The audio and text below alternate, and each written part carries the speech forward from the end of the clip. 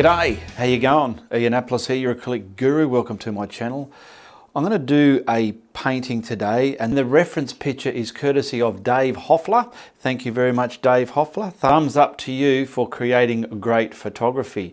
Now, the size of my canvas is 12 by 16 inch, and I will also get some colours going up the screen there for you to write down. Now, this is a beautiful, colourful, rainbowy sort of background. Not rainbowy, but it's the way the sun's setting with the blue and the colours in the sky. It's just going to give it that rainbow feel. So get on over here and we'll get right into it. So on my palette here, I've got some craft paint. It's just a very soft bodied acrylic white, titanium white to be exact. And I want to put some retarder in that, just to slow down the drying times. And I want to get this on there so I can get the blue and the yellowy orange colours blending beautiful in the sky. I've got the horizon line tape so I can get the sky sorted out first, then we'll come down and do the water half. So I simply want to get this just blocked in onto the canvas. Oh, you dog. I've got it all the way over there, everywhere, just pushed on. I'm not caring how neat it looks. Now I'll go to the tip of me putter on a brush, then I start caring how neat it looks. And that is ready for colour. Okay, I've got the sky colours here, so I'm going to grab the Indian yellow first and get right at the horizon line.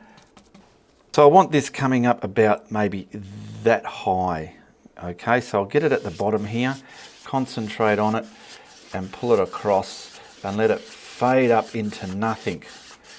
Now I want to get it a bit more heavier in the yellow colour here, so I've picked it up onto the very tip of me brush. Look at that. I can control how I want this, and I'm going to really push it on because I want the bottom of this real heavy in the yellow colour. There we go. And then stroke that through, beautiful. So we've got the bottom a lot heavier, and then the top is fading out. Now I need to clean this brush, just so as I can get the hint of red violet in our sky here. This is going to go between the yellow and the blue so we don't get any green. And we want to start about here, right across, right across, right across. Massage it in, come up, massaging it in, coming up, like so. Tip of the brush. Now I'm coming back down to there, and now I want to control how that's blending into that yellow. I'm kind of coming down like this to distort that neat line. Here over this end as well. Stroking it across again to, there we go. Now, I want to grab some white. Just grab a small brush, something you can tease that with. I'm just going to use my small deer foot because it's round. It's a soft sort of a round brush there, because what I want to try and achieve is just to one side here. I want to try and achieve a bit of glare in this yellow. It's not going to be white, it's just going to be a glary yellow. So what I want to do now is go to the tip of this. It's like a little pouncer, working like a pouncer, and then just glare it out, and then pick up some more yellow, because that white now is going to make that yellow more dense, and we want to put that right in the guts there, which is about here, and get some more on there. There we go. It's just subtle, but this will be there. Use the brush just to soften down some of that textured brush strokes there. There we go. Now I'm going to the cerulean blue to get the blue colour in our sky before that craft white retarder dries on me. Coming across here, going across the top, and then start bringing it down to that violet colour. Crisscross it into the corners so it's going right across, and then get to that violet colour. I'm using the tip of the brush now to really push it onto the canvas. I'll bring it down into that violet a little bit just to make a transition a bit more smoother.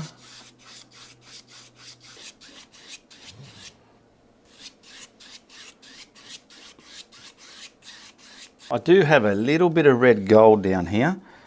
I just want to try something if it's going to work. So here, right down the very bottom, just want to put a bit here, just to that white bit there. Wipe the brush and see if that's going to smear into that yellow. Just come to there, we can put white back into there. It's just making the bottom a lot more heavier and intense. So there we go. Now I've got a little bit of a hair in there from the brush, so what I'm going to do, I always grab the pointy knife, get in there, dig it out while the paint's wet, and then just go back to it. And looking at this side to the other side, you can probably get an idea of the difference that I've just created, whether you want to do that or not.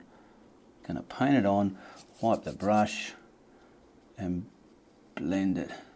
Use any brush you can, just to scrumble it and smear it up into there. There we go, we're coming into that sunny colour there. This is red gold. It's like a deep orange. If you don't have red gold, just use a deep orange. Now we'll grab a little bit of white with that red gold and the Indian yellow, just to get this back strong again. Put him up there.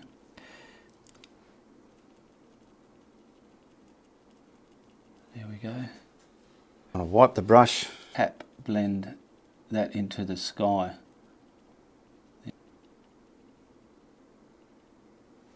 Now we'll pull this frog tape off, and I just want to grab my finger and rub that ridge of paint away, just gently. Now I just have a flat brush. I want a really dark colour, like I've got dioxazine purple and my blue there's a cerulean blue. We can add a little bit of that red violet. Let's see what that does. That's beautiful. Now I'm just using a flat brush. I'll get it a little bit wet, not too wet, just inky enough to transfer. And we want to put some distant land under that sunset there. So all the way along, keep it nice and sharp, and we're just going to come up, down, like this. Just here along the horizon line, because it's far away.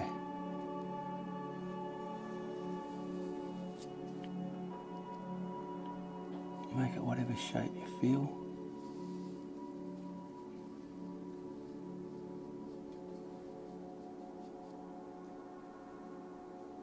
There we go, get that down there. Beyond the horizon line, so we can dry this, tape it up and do our water. Such a little thing, but it's going to have a lot of impact in your painting. Now I've just put some tape along there so we can come down and do the water half. And I want to go back to the craft white and the retarder again, just to prime in the water area. Now I just want to get the water primed up. I'm just going to stroke that left and right like that, just so as we get the water-fine movements in the brush strokes. Now I've just wiped that brush, and on my palette I've got cobalt blue. It's a bit deeper than the cerulean blue. Just get the lower half in your blue first, like so. All the way across. And we're going to control how we get the darker values and everything in here. So I'm crisscrossing it and then stroking it left and right, so it's all an even smear of that coloured paint. Now I do want to get the bottom a bit darker. There we go. I'll just go darker like that. A bit more. And then feather it up. Now I'm going to grab some grey. I've got my mid-tone grey here. And I'm just going to lace bits of this throughout that water as well. So I'll start at the top there, bringing it down to the bottom, because if anything I want that bottom half of the water darker than the top half. There we go. Now it's ready to waterfy with some real darker colours. I'm wiping that brush again, the putter on a brush, picking up some of this dioxazine purple that I had. I want some darker bits radiating from here all the way there. There we go. And waterfy that. Waterfy that into the water. There we go. It's a little bit. Now I'm going to pick up some black. Let me brush. Just to get some more darker areas in here, some darker bands before we add the there, and probably here, bit there. There we go. Light the brush and waterfy that. Let's hope we don't get too much. No, that's all right. Look at that beautiful dark bits in our water there. That's what I'm wanting. Now let's take that tape off. Okay, we've got some bleeding under there. So what I'll do to fix that problem, if you ever get that problem, just simply grab a flat brush and the colour you used for there, just simply grab that again. Come from the top with your flat brush and then just gingerly push it back. Because sometimes we don't always have the right tape. I know I don't. But there we go. Because you want that a nice tight of the two colours.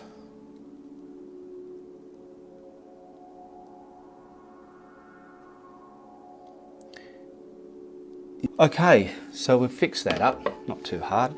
Now what I'm doing is simply grabbing the red gold with the white and the Indian yellow, mixing up a reflection colour. And we're going to use a flat brush just to scallop in some nice reflections in the water there. So coming from here, I want to sort of do a band here. So they're going to be scallopy.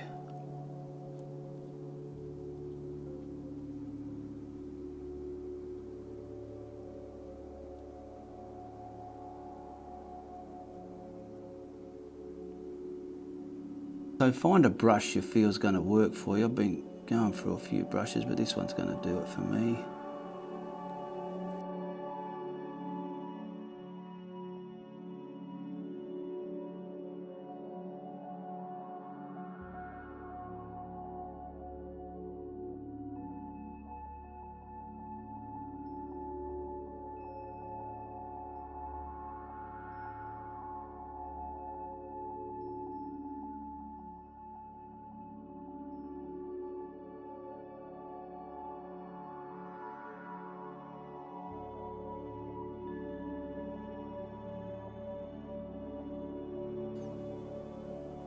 Now grabbing your cobalt blue, I'm going to get a little bit of black into that. We want to put the darker values within those scallops of the sun reflections. So in between all this now, we've got crisscrossing, lacing, and then so it's lacing in between all this in like sort of X strokes or something you can feel that's going to work for you. And then we're going to gradually also, from that, filter it out into the, see like here, into the blue water as well.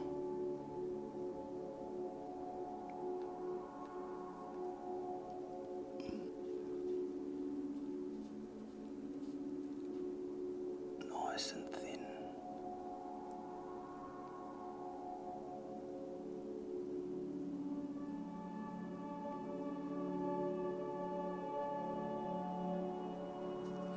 I'm just grabbing the red gold and gingerly over some of this yellow now. I'm getting the tinge of the orange within the water.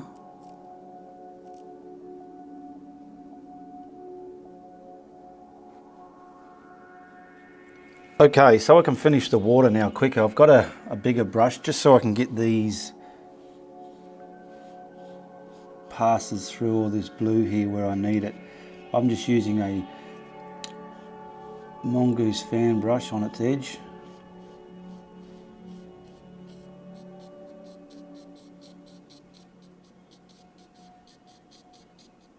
Just in between all that stuff. Now just grabbing the cobalt blue and some more grey. I see any bits that look real heavy and dark, just come back and gently sit them down. Doing that motion just like that. Just keep looking at your work. Here we're just everywhere where you feel it's a bit iffity-affity, you just grab this colour now and you slowly, see there, look at that iffity-affity, now it's waterfied.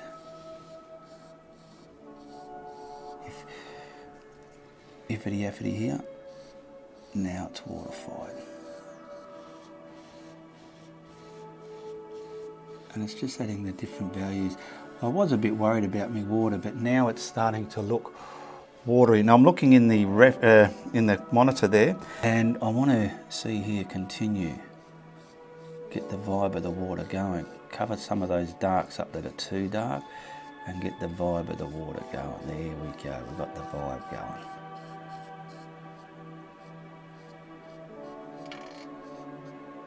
Now to put the tree in, I want to grab the black and the burnt umber and get them to the silhouette-y shade that I'm after, and the whole tree is going to be just this one colour. And work out your layout. Our horizon line's here.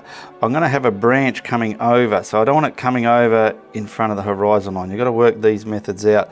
So he's going to come about there, so I want this coming off the painting here, coming about there. This is the island that the tree's on, okay? Sort of like a ledge sort of thing. And then we'll get it reasonably straight with the horizon line. It doesn't matter if it's going up. There we go, we'll get something there just like that. But I want the top edge sort of scratchy, broken, rocky type, just like that. First I'm going to have a trunk going somewhere about there, and another one about here, and the dead one coming pretty much over here like so. I'll detail it with the liner brush later. Now from here I know I can have this scalloping into the water like so, and then where that is there, and then I'm going to have a bit of a trunk reflection there, and it's going to come. So I'm quickly getting this into the water now. It's not a very clear reflection because the sun's way over there, so this reflection is very distorted, but I'm getting it at a darker value than what's already in the water. Let's go to the bottom of that reflection, and then this one's going to come like this as well. And that'll make sense when the tree's in there. So grab a brush and get a trunk coming right up here. There. We do have bits just coming straight off the painting there. I will fatten these trunks up, the branches accordingly. I'm just getting the main ones in there.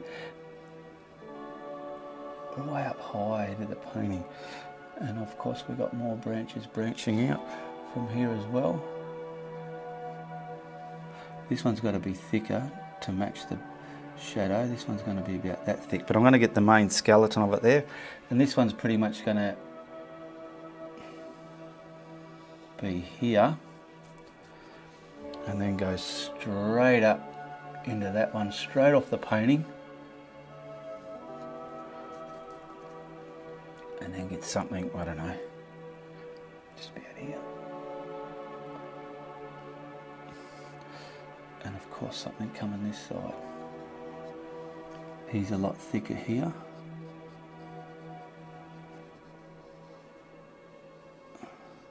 Okay, now I'm just going to thicken them up just so as we can come back with the camera and do the rest. Pretty much coming to a smaller brush just so I can get the forks on this. Wet your brush and watch what I do here. Okay, I want to get them nice and twist the brush and get them pointy. Get a couple of bits like this.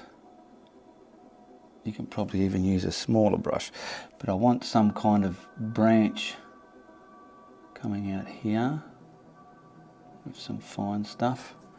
just coming right up near the horizon line, so he can poke his leaves above the horizon line. And then this bit here, we're going to have a forky bit here and some here. Now I'm going to switch liner brushes. Let's get this one all the way up there where we want it, about there. And the same with this one, just twist it, pull it up, let it make its own branch. Same with these. Get some of them crossing over.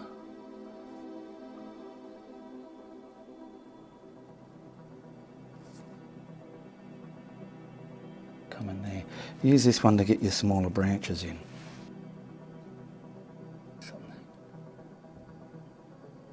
Okay, same colour, grabbing your deer foot. I've got a bigger deer foot brush here. Load it up enough so it's going to create the foliage you're looking for. So I want to kind of spay out from here nice and softly from that branch and just get him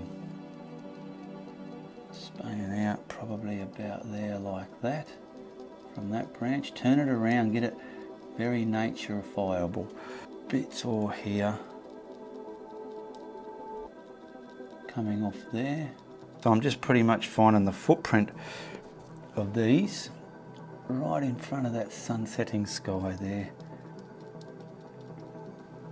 Bits here all growing off there. Can have a lot of heavy stuff there. Same down here, some stuff growing off the bottom there, real heavy against the tree. And then we're going to simply get our tree done. See, there's might look like stuff is floating, but we join it up with the dots all here, because once we've done this, we then grab against the trunk. So here I'll show you. See how you go a bit darker and then let it come out lighter.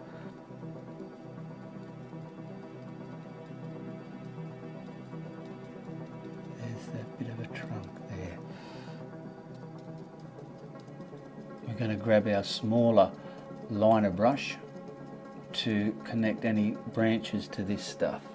Okay, now we need to just start making some concentrated areas. So I want to concentrate mainly around the tree, the trunk bits, and then let it come out lighter, just so it looks right.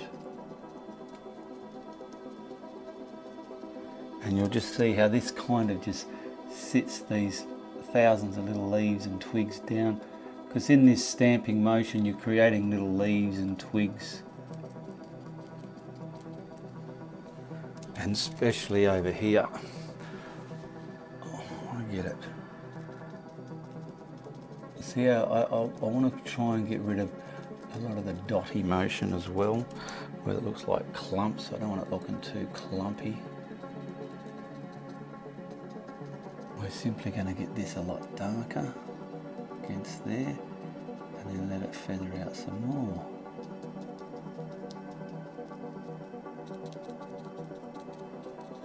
You don't have to highlight this, I mean, it's in silhouette.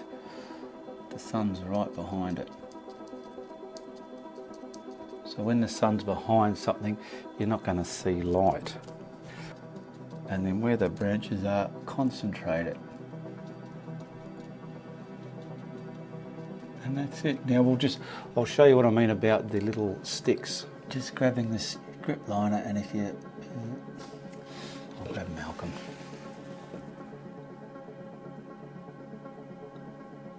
Where the thick bits are, you can probably put some twigs in there, and this just makes for a massive, busy tree. Now you might feel, you know what, I don't want to put them in mine, Ian. Fair enough, you don't have to.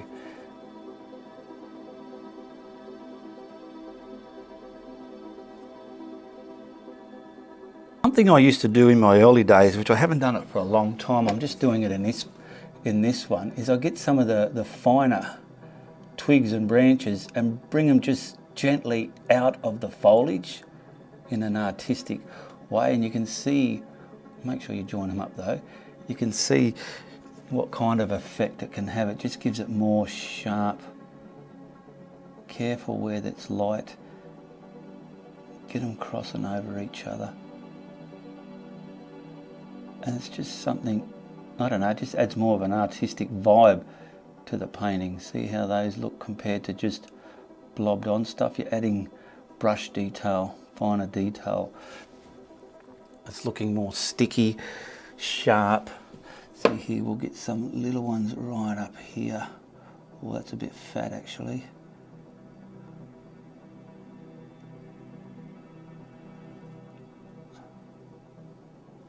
Something coming down into the sky there.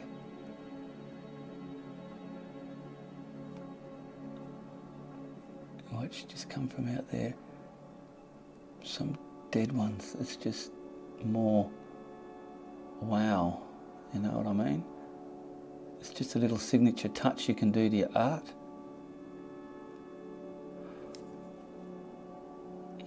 And you can just see, if you looked at the video before I added these on to now, you can just see the more finer detail it does to your painting. Now I'm just going to autograph this and we can whack a frame on it. Now thank you everybody who supports my content. Hit the join button below. There's a join button just down there. Hit that, you become a member and you get perks, emojis, badges, one-on-one video calls with me, and you also hit the Patreon link, become a patron and get perks. They get different perks, but all you other people that don't become a member, my YouTube channel still costs you nothing to watch. So I'll whack a frame on that. There we go. That's not too shabby, a simple sunset swampy tree. And I know you can do it. And once again, thank you to David Hoffler for his reference picture. Check out this next video, something to watch, and tell your friends if you like what I'm doing. But if you don't, you tell everybody. Goodbye, good luck, and good on you.